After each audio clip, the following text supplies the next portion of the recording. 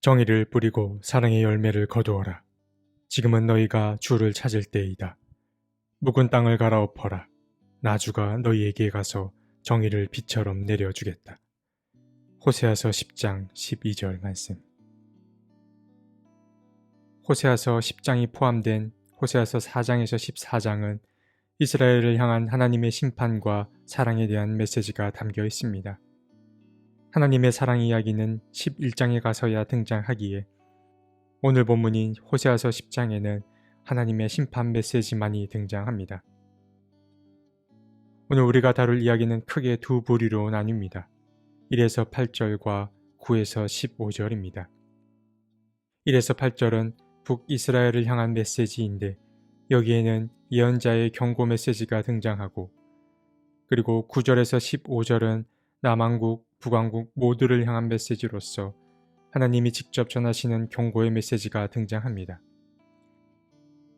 먼저 1에서 8절부터 살펴보면 이 1에서 8절에서 드러난 이스라엘의 잘못은 그들 마음에 거짓이 가득하다라는 것입니다. 호세아는 말합니다. 그들의 마음이 거짓으로 가득 차 있으니 이제는 그들이 죗값을 받는다. 하나님이 그들의 제단들을 파괴하시고 돌기둥들을 부수실 것이다. 이스라엘 민족이 만든 것은 두 가지입니다. 하나는 제단이고 다른 하나는 돌기둥입니다. 먼저 이 제단이라고 하는 것은 히브리어로 미츠베아흐라고 하는데, 제단은 말 그대로 제사를 드리는 단을 뜻합니다. 제사장은 이 제단에서 하나님께 희생제물을 바치거나 향을 피움으로 하나님과의 관계를 회복했습니다. 그리고 이어서 돌기둥 혹은 주상이라고 하는 것은 히브리어로 마제바라고 하는데, 야곱이나 여호수아 때 잠시 돌로 기둥을 만들어 하나님을 경배하긴 하였으나 보통 이 돌기둥이 상징하는 것은 우상입니다. 이 돌기둥은 가나안 사람들에 의해서 경배의 대상이 되곤 하였는데, 하나님은 이스라엘 백성들이 이 돌기둥에게 유혹받지 못하도록 이것을 깨뜨리라고 명령하신 바도 있었습니다. 그런데 이스라엘은 주님의 당부였던 이 메시지도 잊은 채 돌기둥을 섬겨왔던 것입니다. 주님은 더 이상 이스라엘 백성들의 배신을 지켜볼 수 없었습니다. 그래서 주님은 그들이 만든 제단과 돌기둥을 직접 파괴하겠다라고 말씀하십니다.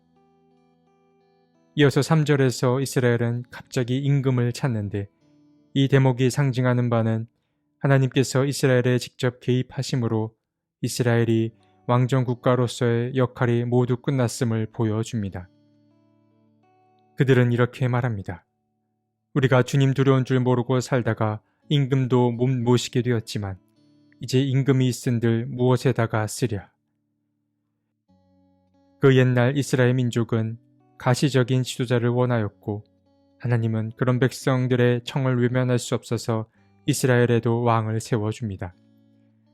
그러니까 처음 하나님과 지도자의 관계는 적대적이지 않고 우호적이었습니다. 그러나 시간이 흐를수록 임금들은 하나님으로부터 멀어져 갔고, 호세아가 살던 당시에 이르러서는 임금들의 통치 기간이 점점 짧아지더니 이내 왕위의 세습이라는 전통도 끝에 이르게 됩니다.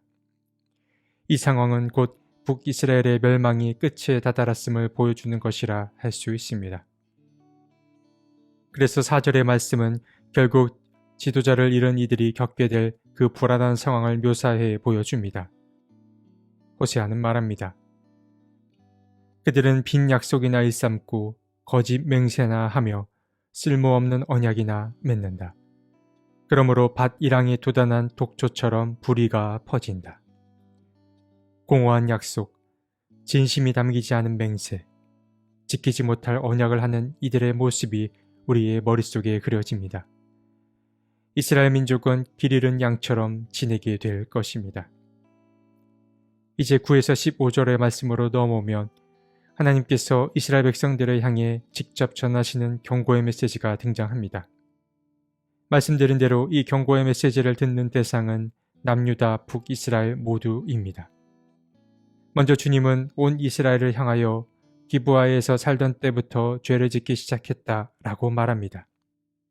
여기서 말하는 기브아의 시대는 곧 사사기 19장 말씀 때의 이야기를 말합니다. 한 레위 사람의 아내가 보호를 받지 못하고 죽임을 당합니다. 이것이 계기가 되어 이스라엘 전체와 베냐민 지파 간의 전쟁이 일어납니다. 주님께서는 이때 이야기를 상기시키며 곧 이스라엘에도 큰 전쟁이 닥칠 것을 예견하십니다. 또한 이스라엘은 주님 앞에 갑절의 죄를 지었는데 하나는 그들이 주님 곁을 떠난 것이고 다른 하나는 우상을 섬긴 일이었습니다. 이제 북이스라엘과 남유다는 자신들이 지은 죄의 값을 받아야만 합니다.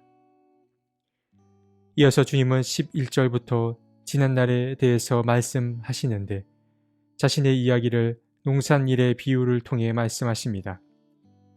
주님은 에브라임이 길이 잘된 암소와 같아서 매우 일을 잘했다라고 말씀하십니다. 그래서 주님은 이 에브라임 때문에 늘 만족해 하셨고 그들에게 여러 가지 일을 맡기셨습니다. 그런데 이 에브라임이 주님 곁을 떠났습니다. 그래서 주님은 그들에게 이전과 동일한 일을 맡기시긴 하였지만 그 일을 즐거움이 아니라 고통 속에서 행하도록 하시겠다 말씀하셨습니다. 이어서 등장하는 12절에는 하나님이 이스라엘에게 바라시는 일이 무엇인지가 드러나는데 그것은 정의를 뿌리고 사랑의 열매를 거두는 일이었습니다. 주님은 말씀하십니다. 정의를 뿌리고 사랑의 열매를 거두어라. 지금은 너희가 주를 찾을 때이다. 묵은 땅을 갈아엎어라. 나 주가 너희에게 가서 정의를 비처럼 내려주겠다. 이 말씀은 구약에서 주님이 계속 반복하여 하시는 말씀입니다. 정의를 뿌려라. 사랑의 열매를 거두어라. 묵은 땅을 갈아엎어라. 그리하면 정의를 비처럼 내려주겠다. 물론 주님의 이 말씀을 지키는 게 결코 쉽진 않습니다. 그러나 그 말씀을 지키기 어렵다고 하여 아예 손을 놓는 것은 정말 어리석은 태도입니다. 주님은 온전히 주님의 말씀을 지키지 못하여도 말씀을 지키고자 고군분투하는 그 시도를 더 좋게 여기시기 때문입니다. 그러나 이스라엘은 그렇게 행동하지 않았습니다.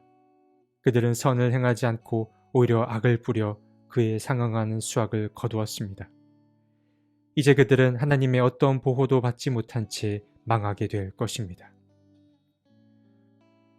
오늘 우리는 호세아서 10장의 말씀을 나누었습니다. 호세아서 10장에는 호세아의 음성과 하나님의 음성이 동시에 등장하였습니다. 그리고 그 음성은 동일하게 이스라엘을 향한 심판의 메시지를 담고 있었습니다. 오늘 우리는 이 음성들을 통하여 이스라엘이 지은 잘못을 확인할 수 있었는데 먼저 그것은 처음에는 하나님을 위해 시작된 일들이 나중에는 우상을 위한 일들로 바뀌게 되었다라는 것이었습니다. 그것은 제단과 돌기둥을 통하여 드러났습니다. 그리고 이어서 이러한 이스라엘의 죄목이 확실히 드러나는 대목이 등장하는데 그것은 그들이 완전히 주님을 떠났다라는 것과 우상을 섬겼다라는 것이었습니다. 이스라엘 민족은 하나님이 바라시는 것이 무엇인지 알고 있었음에도 그것을 지키지 못했습니다.